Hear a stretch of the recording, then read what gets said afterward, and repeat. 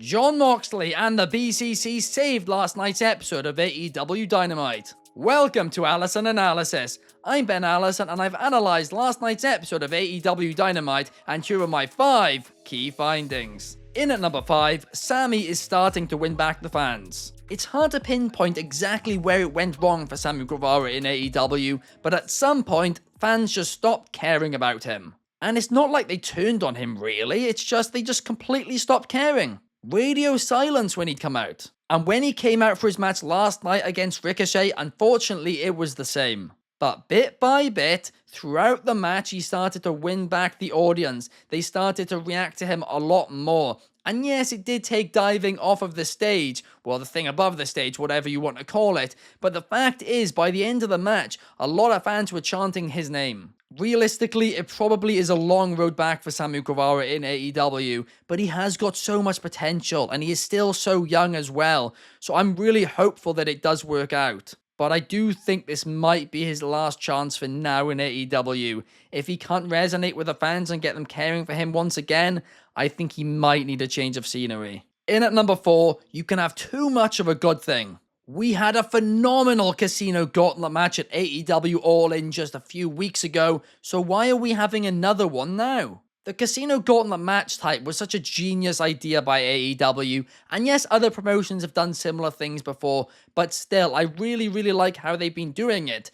But don't overdo it. Have one a year at AEW All In, that's perfect. Fill it with surprises, it'll be brilliant. In fact, if you want to do two, and in fact you probably should, have one at Double or Nothing for the women's division, right? But you don't need to do any on AEW Dynamite. Of course, it was a fun main event. The match itself wasn't bad, but it just didn't justify the match type. They could have done a Battle Royale, a normal Gauntlet match, or just tons of other things. Obviously, the point was to get Ospreay and Fletcher to be the number 1 contenders to face the Young Bucks, and I can only presume that the Don Callis family are going to turn on Ospreay following the match, and that's the point in this. But the biggest thing that I took from this match was that the Outrunners are really over, and that's really impressive purely because they've barely been on AEW Dynamite. They've barely been on the flagship show. They've only really been on Collision, Rampage, Ring of Honor, all of those. So the B shows with less people watching. So the fact that they can translate that reaction to AEW Dynamite in front of a bigger crowd,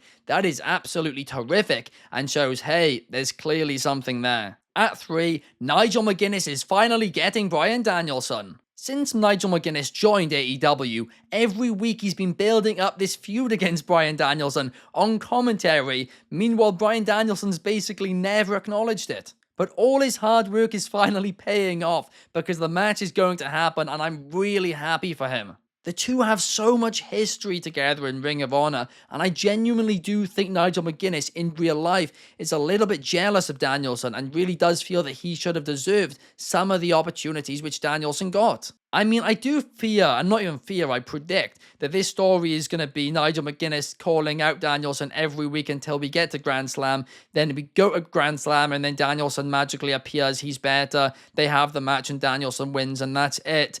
And the reason that I kind of fear that is I would really like to see a proper feud between these two. I'd love to hear Bryan Danielson's thoughts on what Nigel McGuinness has been saying because he hasn't really acknowledged it yet. But even still, I'm just hyped for Nigel McGuinness, right? I'm not going to complain about this too much because he really deserves this opportunity and it's his dream retirement match and he's going to get it and it's awesome. And now it's time for the rant. In at number 2, AEW forgot about half of All Out and 99% of the women's division. Over the past few weeks, I have praised AEW for finally showcasing their women's division and giving it at least more time than they used to be giving it. But 2 steps forward, 3 steps back. Going into All Out, it was genuinely the hottest the division has ever been. Multiple top storylines, a lot of excitement around it, and it just all made a lot of sense. And then basically none of those storylines were acknowledged on Dynamite at all. And it wasn't just the women's division which wasn't acknowledged. The longest storyline in the history of AEW's women's division between Willow and Statlander concluded at All Out.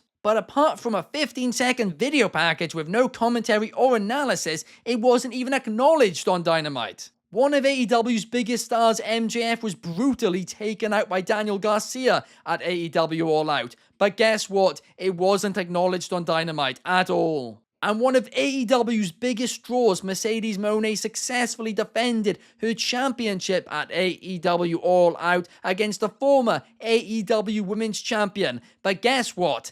That wasn't mentioned either. After a pay-per-view, you need to capitalize on these stories. You need to make what happened at the pay-per-view feel important. That is the point at a post-pay-per-view show. And guess what? This did not do that. The only storylines it did it with were the BCC and maybe Hangman Page, right? Although the Hangman Page stuff I thought was the bare minimum as well. The Learning Tree stuff could have been saved until next week. So could Lio Rush versus Jack Perry. And the fact that there was only one women's match on the entire show just, it infuriates me.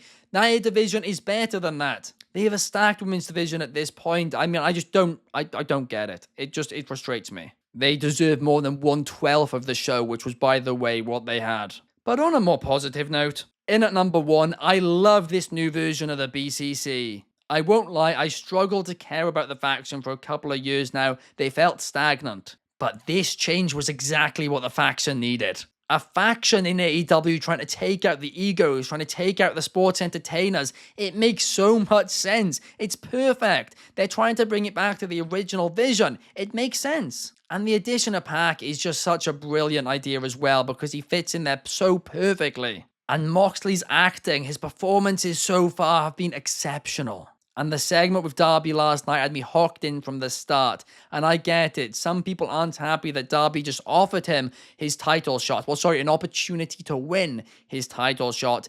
But it makes perfect sense because it's Darby Allin. He's the biggest risk taker on that roster, right? If it was somebody else, yeah, I'd be complaining about it. But for Darby, it's on point. And Moxley is teasing that something big is going to happen soon. And I'm just here hoping, I have my fingers crossed, that it's not Shane McMahon, because he would really not fit into this. Anyway, Moxley versus Darby Allin at AEW Grand Slam is now confirmed, and I am very excited for that. But that's all my analysis from last night's AEW Dynamite. If you did enjoy, please hit the thumbs up button. It helps us more than you guys know. And also, if you could leave a comment, that would be very much appreciated. Thank you guys so much, and I will see you for the next one. Peace.